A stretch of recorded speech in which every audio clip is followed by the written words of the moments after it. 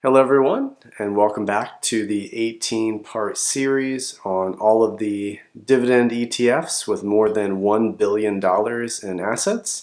Today we're doing the second of the Vanguard ETFs. Last week we talked about VIG, and today I'm going to be talking about VYM, which is Vanguard's High Dividend Yield Index ETF. So just a quick recap. In the first video, we talked about DGRO. Second video was DGRW. In the third video, we looked at the high dividend yielding SPHD. Fourth video is SCHD. Last video was VIG, and today we are looking at VYM.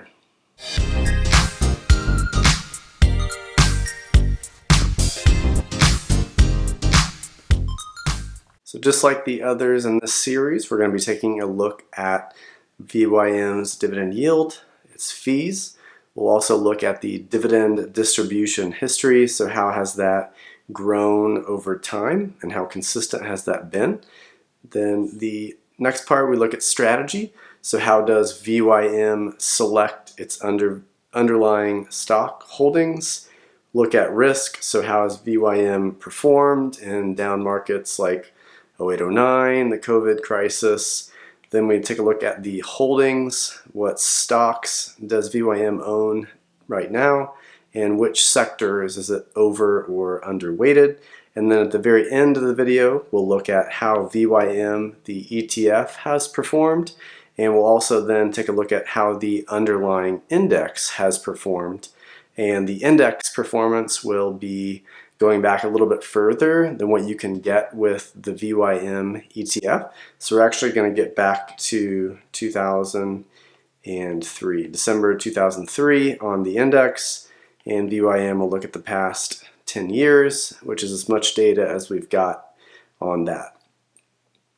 So quick facts, VYM, the Vanguard High Dividend Yield ETF, it tracks the FTSE High Dividend Yield Index, and the assets under management as of today were about $27 billion.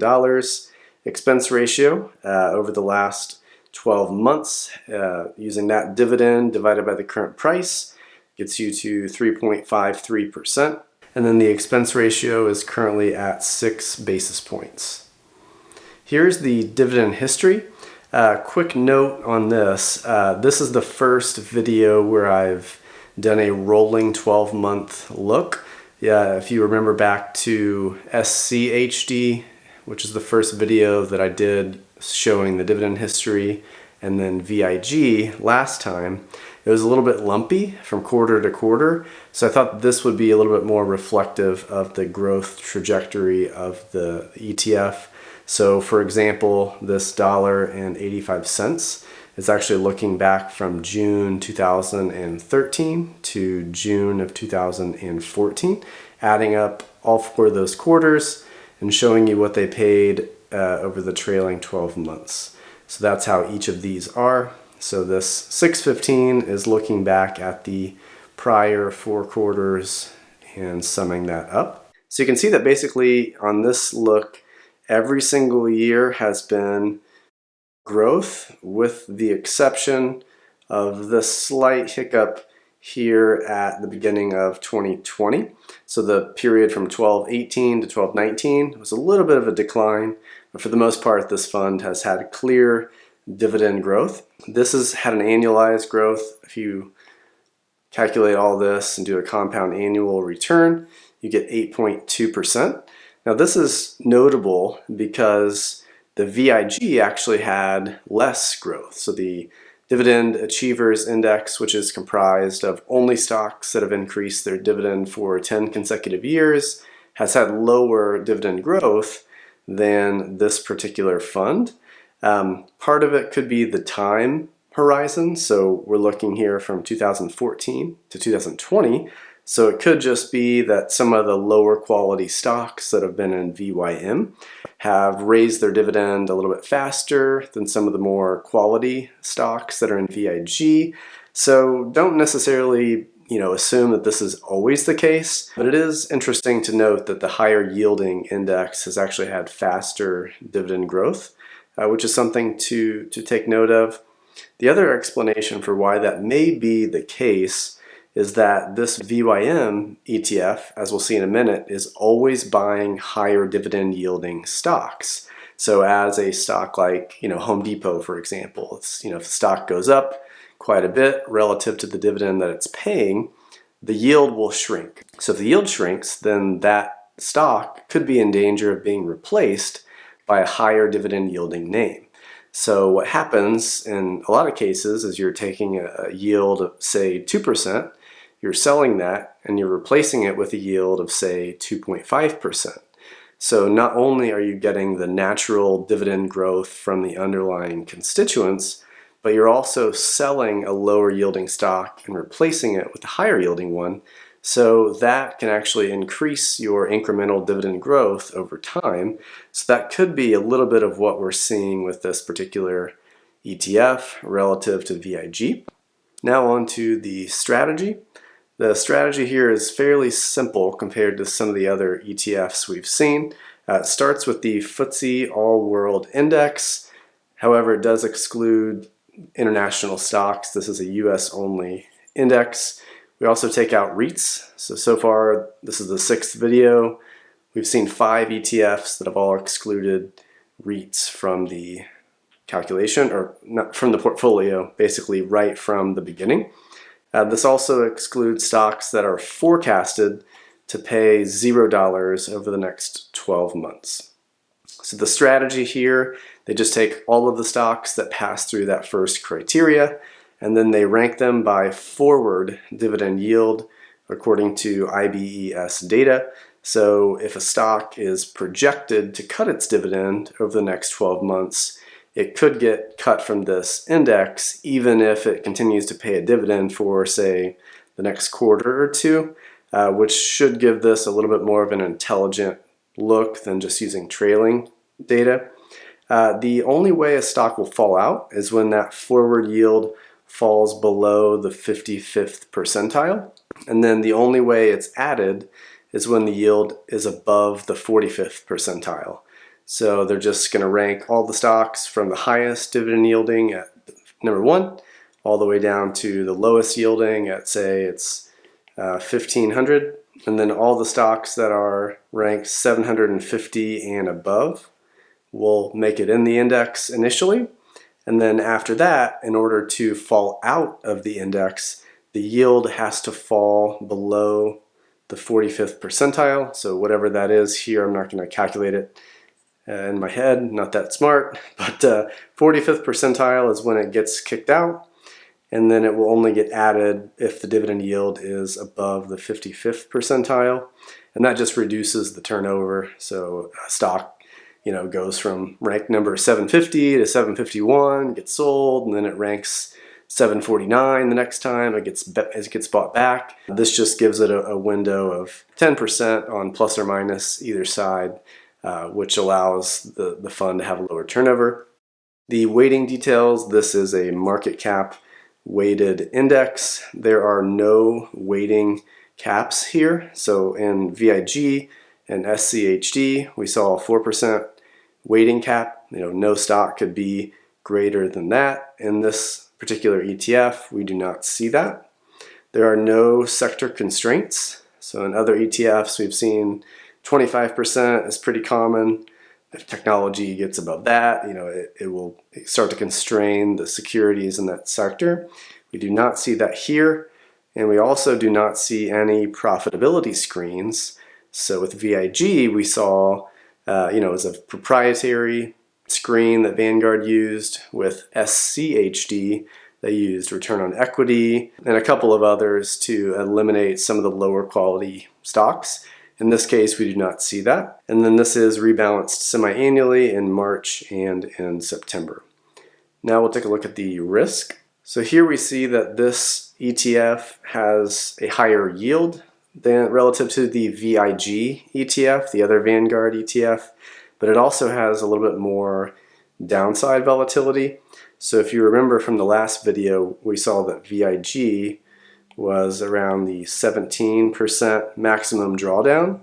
In this particular fund, we see the maximum drawdown is negative 24%. Keep in mind that the more an ETF declines or the more a stock declines, the more it takes to get back to even. So for example, if you have a 50% drop, in order to get back up to where you started, you have to have a 100% increase. So even though in this case it's about a 7% difference between the two, that will require a more than 7% increase in order for VYM in this case to catch back up with where you started, whereas VIG only going down 17% requires a less high rate of return to get back to where you started. It is a big deal. It may not seem like a big deal to have just a 7% difference, but it does add up to be a pretty big deal when you consider the compounding effects of a fund dropping. So just keep that in mind if you're comparing these two. VYM is definitely a higher risk fund. Also, you see here this downside capture ratio is quite a bit larger than we saw with VIG. It was 83-88 for VIG, whereas this one is capturing about 77% of the upside of the index, the large value index, and it's capturing more than 100% of the downside of the index. So definitely quite a bit more favorable there for VIG on the risk metrics. Now we'll look at the stocks and the sectors. There's only a few notable differences here. So we see that the 3% weighting in consumer discretionary or cyclical is about 4% lower than the large cap value index. There's also a fairly large difference between the consumer staples, and then it's also got an overweight position in utilities. The rest of the sectors are pretty similar to the underlying value index. The stocks that you see here are also very similar to what you see in, say, an S&P 500 index. The main difference, if you look at the S&P 500 compared to something like this, is you do not have the fan mag stocks, or the kind of the high growth tech names that have really come to dominate the S&P 500 over the last few years. So there's no Amazon, there's no Apple, since it has a very low dividend yield. Microsoft also has a low yield, and then Facebook, of course, does not pay a dividend. Neither does Netflix or Salesforce or Tesla, or a lot of these technology growth names that have really come to dominate the last few years. Those are not represented in this index, which is why you've seen VYM underperform the S&P 500. The flip side is going to be if and when those large growth names get overheated or they get too much optimism, the price gets bid up beyond what the reality ends up being, then this index has a pretty good chance to outperform the S&P 500, because a lot of those big growth names that in that scenario would be underperforming, this would not own them.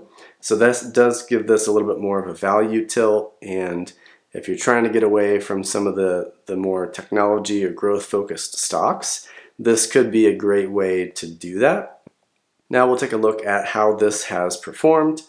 So as I said, the 1 year performance, or excuse me, the year-to-date performance right here has been pretty dismal. So you can see the effect of not owning some of those higher growth stocks. I think the S&P 500 for the year is roughly flat.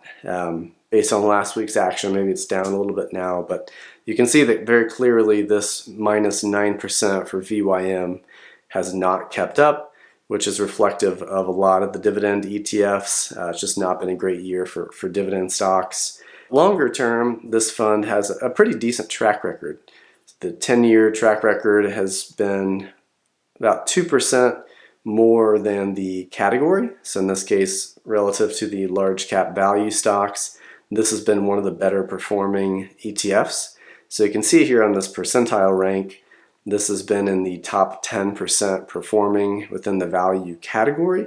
Long term, this fund has performed decently well considering the constituents that comprise it. but the near-term performance, like I said, has not been that great.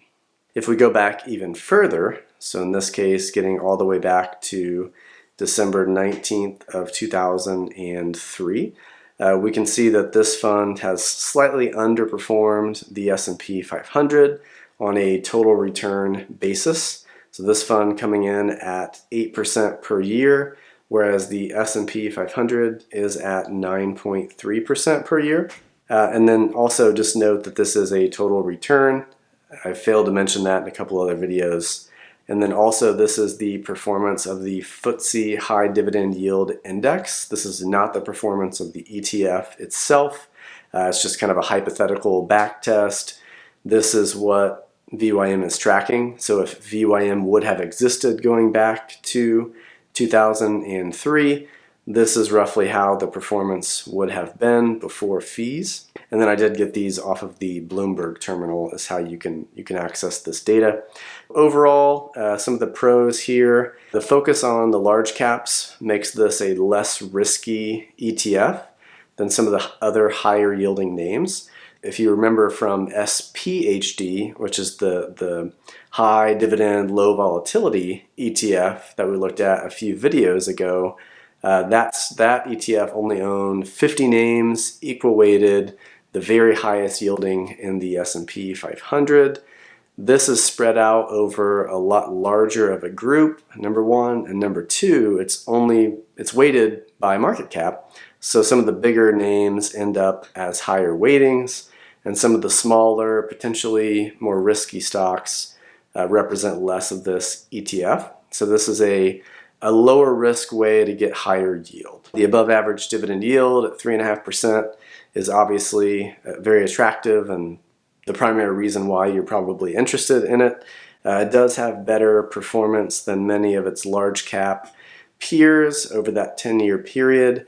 And then the razor thin 6 basis point expense is also a huge benefit for this ETF. The cons, this does not have a screen for profitability or low volatility or any kind of lower risk exposure. It doesn't screen for that. It's just using dividend yield. So it does leave it a bit exposed to some of the more leveraged stocks or stocks that have a payout ratio above 100 or just an unsustainable dividend path. It's going to own those just because they have a high yield. So that's something to keep in mind. And then also it may sell some stocks prematurely because their yield drops below that 55th percentile. I had a question last video from a guy that said, hey, my ETF did own Home Depot as its highest weighting, and now Home Depot isn't even in the ETF. What happened? Well, what happened was the ETF uses dividend yield as one of its rules. So when the stock price goes up, the yield goes down, that stock can get sold, even if it's performing very well. So that does give this ETF a bit of a value tilt, but it also will prevent it from picking up some of that momentum factor performance that we all know and love. If you've seen my other videos, you know I'm a big fan of performance. So this will kind of cut some of those winners a little bit short, and you won't take advantage of that momentum factor as much as you could with some other funds.